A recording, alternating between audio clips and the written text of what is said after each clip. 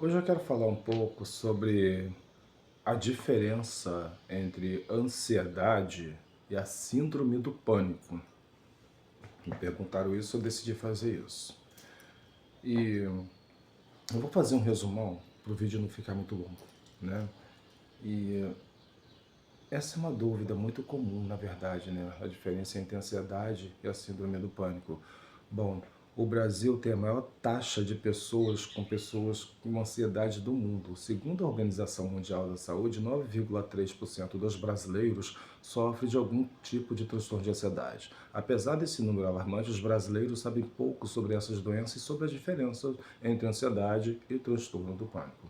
E o que é a ansiedade? O que é a síndrome do pânico? Bom, a síndrome do pânico faz parte do grupo dos transtornos ansiosos. Mas ter síndrome do pânico não significa que é a mesma coisa que ter ansiedade. É meio confuso, né? Vamos lá. A ansiedade é um sentimento comum para o ser humano. Desde a nossa infância, nos sentimos ansiosos com alguns acontecimentos que estão por vir. Um, uma prova na escola, uma festa, um aniversário, uma viagem, cria uma expectativa, um sentimento que é normal e até necessário para a nossa evolução. A ansiedade também nos protege das situações de perigo. É ela que faz com que a gente se prepara para a fuga daquelas situações onde nós somos ameaçados. O problema é que em alguns casos a ansiedade se torna muito acentuada e o nosso corpo passa a identificar situações rotineiras, preocupações do dia a dia, como se fosse uma ameaça. E assim eu passo a ter crises de liberação de adrenalina várias vezes ao dia, causando sintomas físicos desagradáveis, como falta de ar, palpitação no coração, enjoo ou tontura. Os transtornos ansiosos se caracterizam pela preocupação desproporcional de pessoas que antecipam problemas que não acontecem. Então, eles têm pensamentos obsessivos, medos e dificuldades. Eles atrapalham as relações sociais, as atividades profissionais e podem comprometer até mesmo relacionamentos. Imagine então se os sintomas de uma crise de ansiedade forem potencializados. É o que vai acontecer na síndrome do pânico. E como se identifica a diferença entre a ansiedade e a síndrome do pânico? Bom, a diferença entre a ansiedade e a síndrome do pânico está na intensidade dos sintomas, na duração e também na imprevisibilidade da sua ocorrência. Vamos lá. Enquanto a ansiedade tem causas mais lógicas e concretas, ou seja, eu tenho algo que eu identifico que está causando meu estresse, eu tenho um desafio que eu vou enfrentar, uma reunião que eu estou esperando muito, uma entrevista de emprego, uma situação delicada que está para acontecer, a crise de pânico ela não tem hora e nem motivo para poder começar. E as crises acontecem mais de uma vez. E é justamente essa repetição que caracteriza o transtorno do pânico. O transtorno de ansiedade são também emocionais e físicos. E eles vão crescendo com o tempo, com picos de melhora ou piora. E aí eles vão oscilando ao longo dos dias. Quando a tensão atinge o ápice, pode aparecer tremores, suor, dor de cabeça, problemas no estômago, náuseas e etc. Mas os sintomas emocionais são bem intenso e constante. A pessoa sente, é, tipo assim, ela fica mais irritável, com vontade de explodir, como se sentisse tudo à flor da pele, fica mais inquieta, né? É como se ela tivesse um motor dentro dela ligado que não deixasse ela curtir aquele momento para ela poder relaxar, né? Isso é ruim. Ela também apresenta a sensação de que está no limite, ela se cansa facilmente, pode ter um esgotamento físico ou mental. Ela passa a ter dificuldade de concentração e passa a ter tensão muscular constante, às vezes range os dentes também. Além disso, os ansiosos não dormem bem.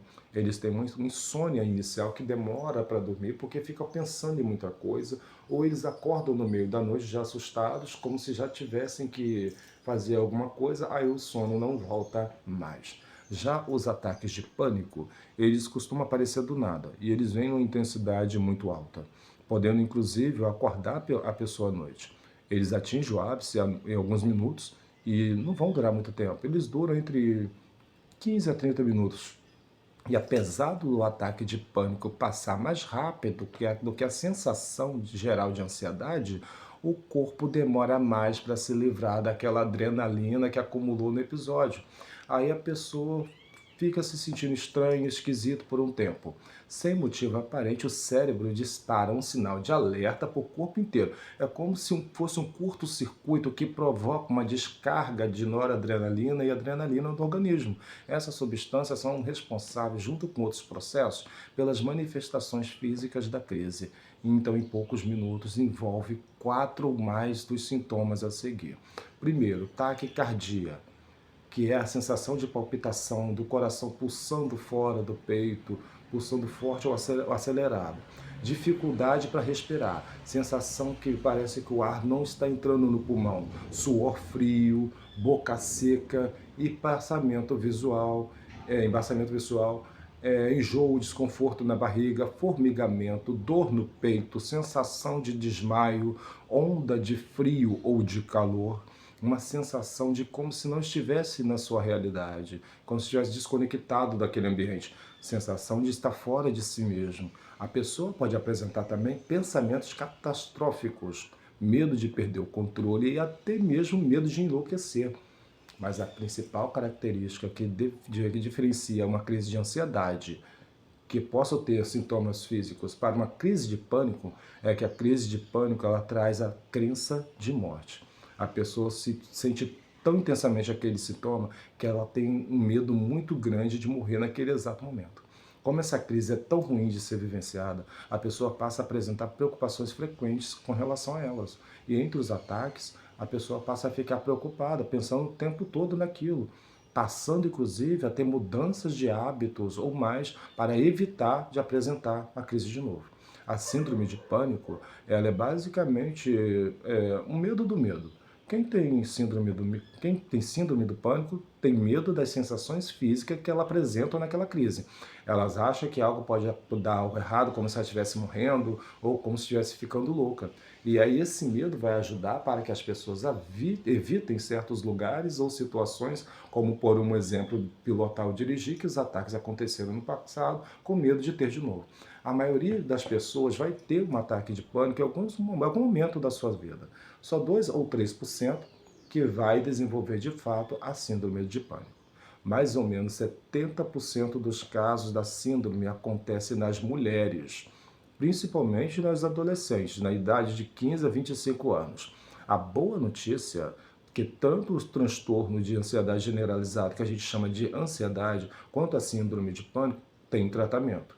E ele é feito com medicamentos antidepressivos e com, principalmente, a principal ferramenta que é a terapia cognitiva comportamental, que ajuda a lidar com as questões que a pessoa evita por conta da ansiedade. O objetivo é diminuir essa ansiedade que essa pessoa apresenta com o tempo.